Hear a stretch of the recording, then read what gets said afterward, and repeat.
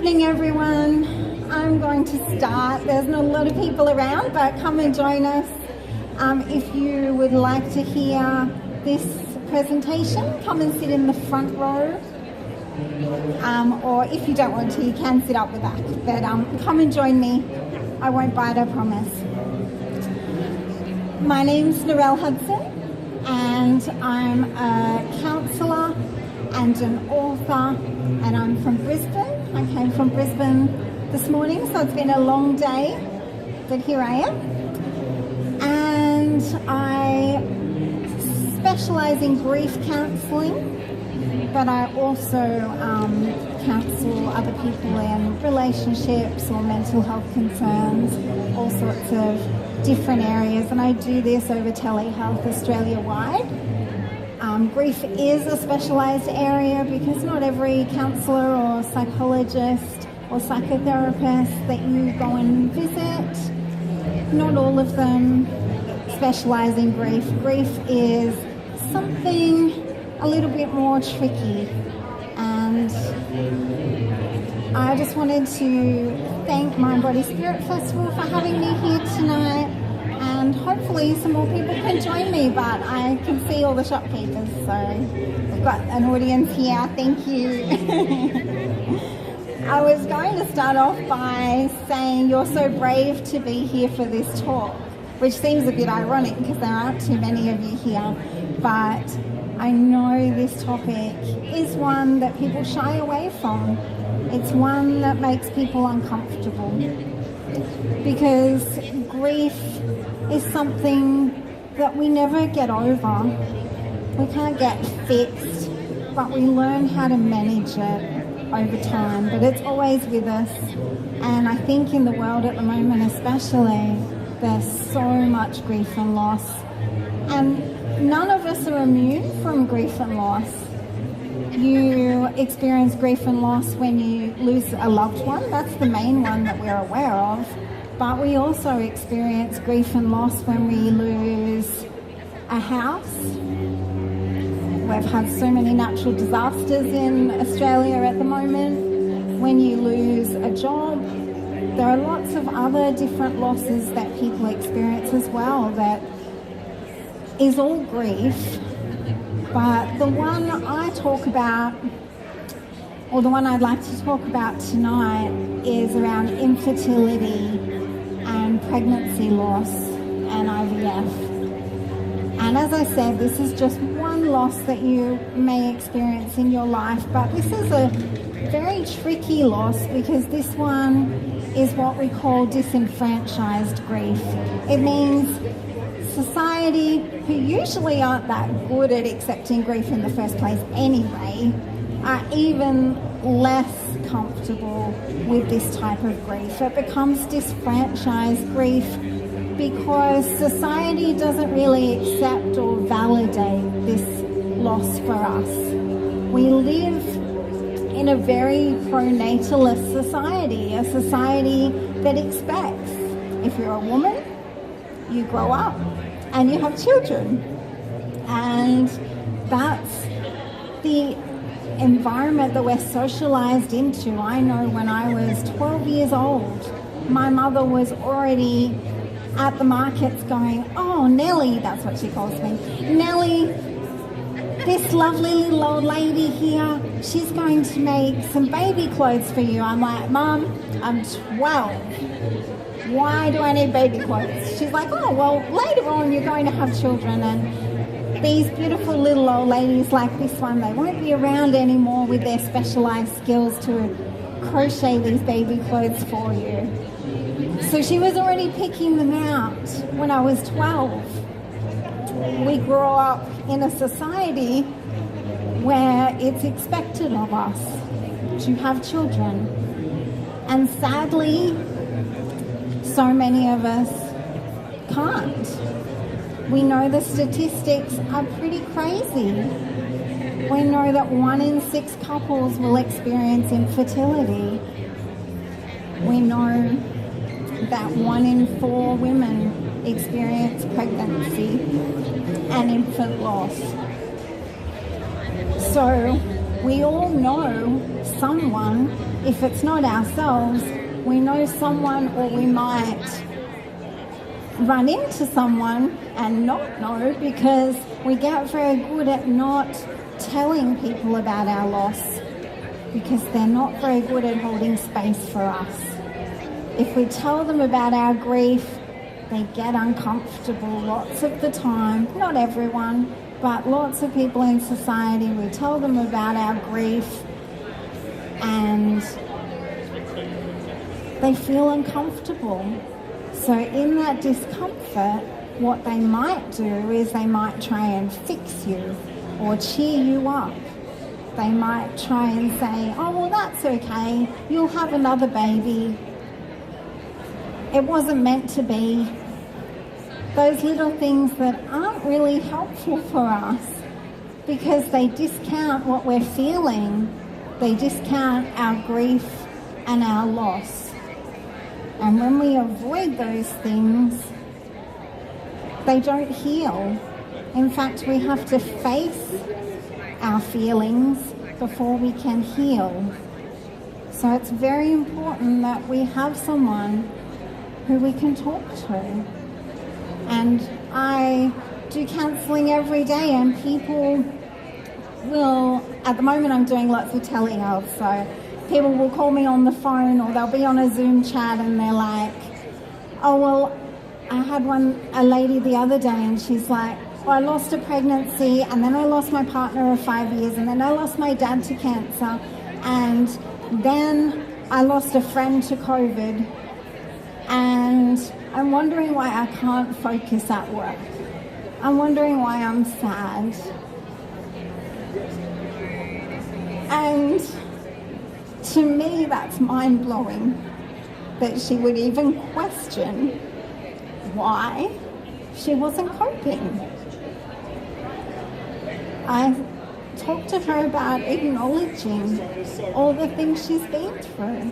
And she's like, well, actually, when you put it like that, I have been through a lot, haven't I? And that came from holding space for this lady. And in our discomfort with grief, what we do is we try and fix them and make it go away, but we're not good at just holding space and sitting in the pain. Because it's really painful, but there's no way around the pain. Over time, we get better at carrying our pain. We turn our grief into more love and less pain with the right healing, but it never goes away. I've heard that grief lasts as long as love does. And if you're wanting it to go away quickly, it's just not realistic. We can't be fixed. We don't have a problem. It's not like we have a cold and we're going to get better in 2 weeks or 2 days. It just takes its time. And so it is very important in grief, especially this disenfranchised grief that I'm talking about around infertility and loss, that we have some people around us that can actually hold space for us, that can actually understand that they can't fix us, but they can sit with us, they can listen, they can be there for us, because our pain's not going to go away, but it needs to be felt. We need to feel all of the feelings, because the feelings are important, and that's why it's called grief work, because it's work. It's hard work, and none of us are immune to it. As I was saying before, we've all lost someone we love, we've all lost a job, we've all lost something, and we experience grief all the time, especially in this climate at the moment in the world. People are experiencing grief all the time, being isolated in other countries and not being with their loved ones, not attending funerals, not being there at the end to say goodbye. There's been so much grief in the world.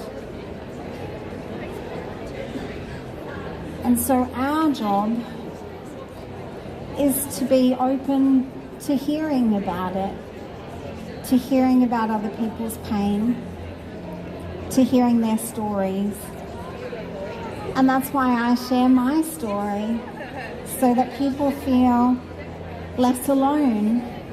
They feel more validated. They feel like what they're going through is normal. Because when you're in grief, you often feel like you're going crazy. You feel like you're the only person in the world that feels like that.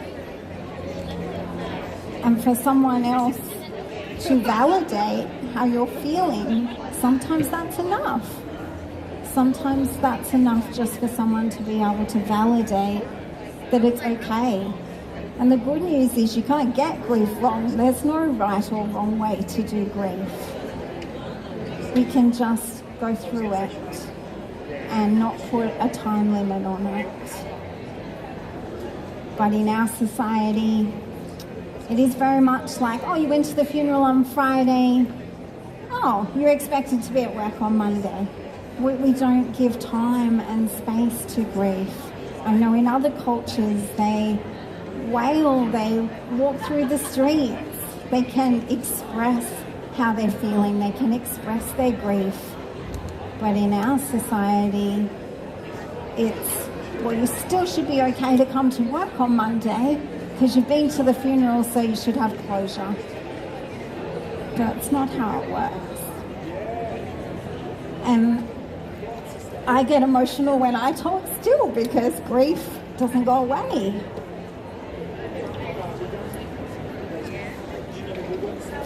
It gets better, it gets easier to carry, but it doesn't go away. I lost my son 12 years ago. And it's not really a matter of if I'll cry when I do public speaking, and I've done lots of public speaking. It's just a matter of when, because it's always there. Even when you think, I'm having a really good day, and then it pops up, because that's what grief does. And that's okay. In our society, we think that if you're crying all the time, there's something wrong with you. You have to cheer up and you have to be happy and get over the grief. Or if you're happy all the time and then you cry at an inopportune time at work or in a meeting or something, then, oh my God, there must be something wrong with you. Even our medical system on the DSM-5, which is a scale that rates our mental health, says that if you're still sad, you have prolonged grief, and it's a disorder, prolonged grief disorder. So I must be unwell because 12 years later, I'm still teary. So it's about holding space, about having a voice, about acknowledging that none of us are immune from grief. But if we don't talk about it, if we don't start talking about it, then it makes it harder for people to heal. Because we can heal, we can get to a place where the pain is still there because it doesn't go away, but the love is stronger. Because that's what grief is, it is that love. And our goal is trying to get to a place where the love is stronger.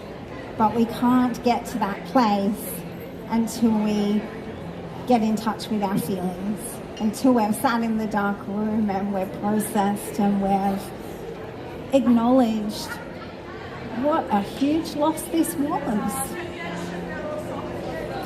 In my case, there was a primary loss of losing my son, but there was a secondary, or many, many secondary losses.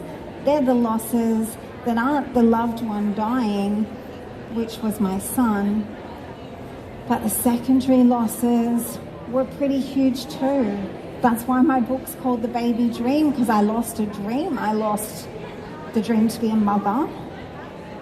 I lost the dream to see my son go to school, to learn to read, to learn to walk. There were lots of losses. My parents lost the right to be grandparents. My husband lost the right to be a father. So many losses. These are the secondary losses that come under that primary loss. So even if we lose the loved one, there are all the other losses we have to deal with. If you've lost a partner, you also lose all of those other things underneath. You might lose the partner or the husband. You might lose the fact that he was a father, he was a grandfather. You might even lose the ability to do things. If this partner has always been the person, for example, who mows the lawns, or always been the person who pays all the bills, that's a big secondary loss too. You're left behind wondering how you do all those things on your own because they've never been your job before. And in my case, the other losses were not being able to have a child naturally. That was a huge grief for me, finding out that I was one of those people. 1 in 4 people that need to go through IVF. I've always been such a natural person, and when your mother's picking out baby clothes for you when you're 12, you don't assume that you're not going to just be able to have a baby when you grow up like everyone else seems to do.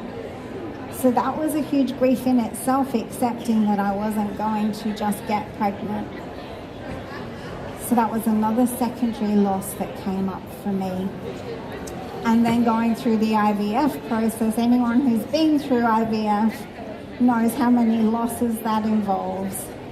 So many losses, so many cycles, so many hopes and dreams every time the cycle doesn't work. And the financial loss, because you've paid 5 or 10 or 20,000 for that cycle and then it doesn't work. So then there's also the financial loss. So grief is just not losing the loved one. It's all those secondary losses as well. And so by the time we did 5 rounds of IVF, I thought, wow, everything has finally worked for me. The universe is finally listening to my message that I want to be a mom, that I want a baby, because I was pregnant. I didn't believe it. Didn't believe it at all for quite a long time. It was so surreal. But then once I was pregnant, all the losses and everything disappeared, and I just thought, wow, what could go wrong? Everything that's already could go wrong has gone wrong. What could possibly go wrong? And so I was just in this happy space, and I don't regret that because they're my beautiful memories that I get to keep. They're my continuing bonds that I have with my son. I wouldn't have wanted to be miserable for the 23 weeks that he was in my tummy. But then there was more grief because he came too early and he left way too soon. And I have healed to a place where I can hold that space for other people. I see that as my gift. I think in grief, we go through all the pain and all the suffering, and then to do the healing, we have to find some sort of meaning.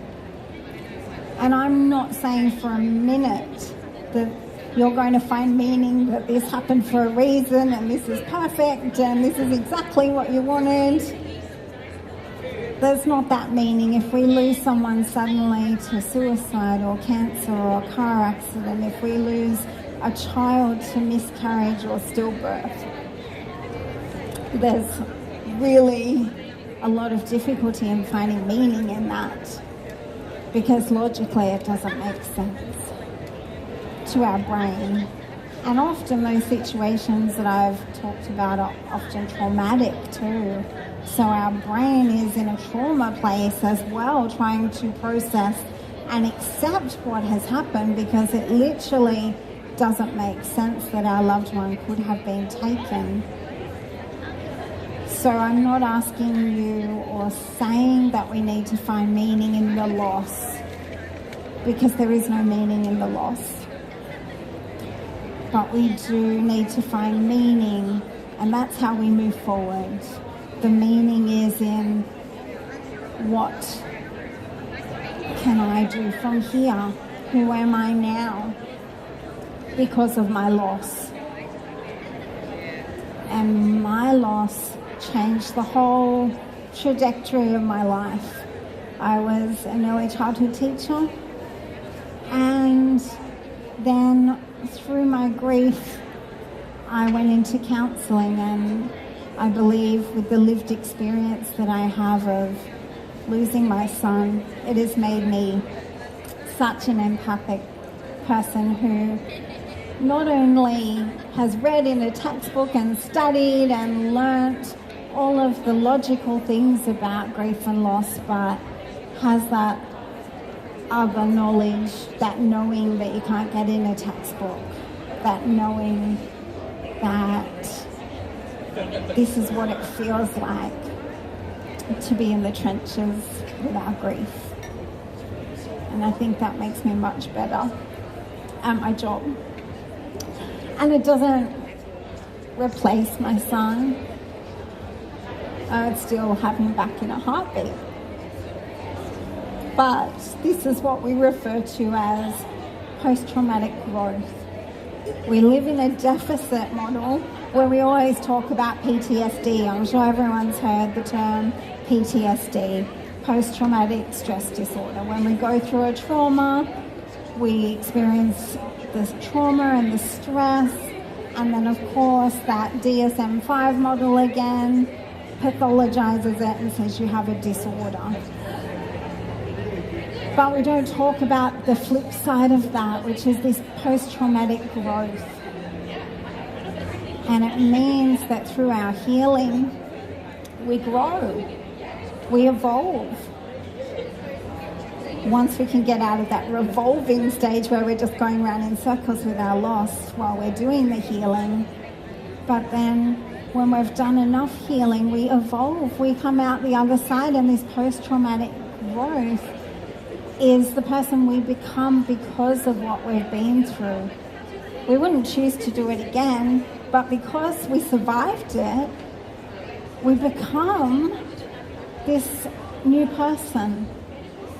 Of course, if we choose to do the healing and not just sit in it and play the victim. Some people can't get through it or don't have the support to get through the healing, and they stay in that stuck place.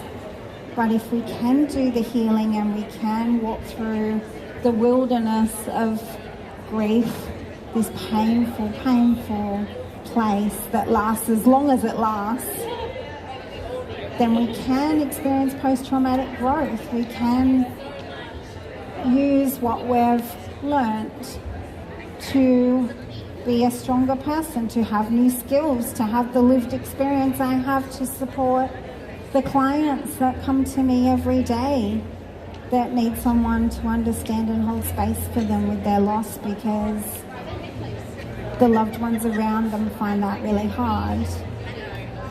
And that's nothing against our loved ones. I used to think it was because they didn't care, that they were trying to rush me through my grief, or they didn't hold space for me, or they expected me to be over it already. But I realised in retrospect it wasn't that at all. It was just because seeing me in pain was too uncomfortable for them. So that's why they jumped into the fixing and the cheering me up, because they couldn't witness my pain. And I believe counselling does that. It's someone who can witness your pain and let you know that it's okay. It's okay to be 12 years into your grief journey and still be teary when you talk. Because grief is love. And love never dies.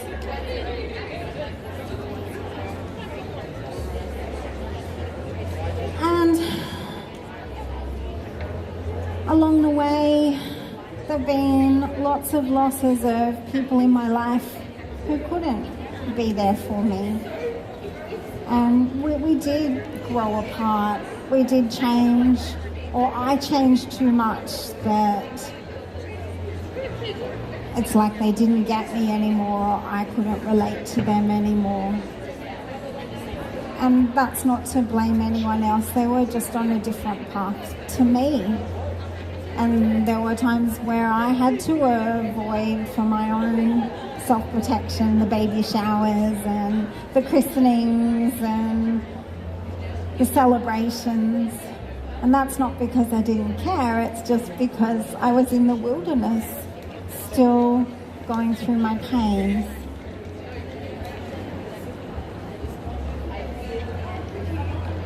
And I believe I've probably talked enough, but I haven't mentioned my beautiful book. So this is my story. Some of it you may have heard during my talk. I believe, yes, it's only my story about infertility and IVF and grief and loss, but I believe there are lots of universal themes in there that anyone who's been through grief can relate to. I believe it validates people for what they're going through. And even if it's not for you, I know lots of us know people who have lost babies. And the other goal of this book is to make us better at talking about this topic, so people don't feel alone. So they don't feel alone in their grief, like they're crazy and they're the only one. Because there are many of us going through it. And I think that's indicative of how many people are in the audience, because it is a topic that we shy away from. But just because it's hard doesn't mean that we shouldn't talk about it. Thank you so much for listening. If you would like to talk to me or grab a copy of my book, you're more than welcome to. Come forward, I'd love to meet you. Thank you.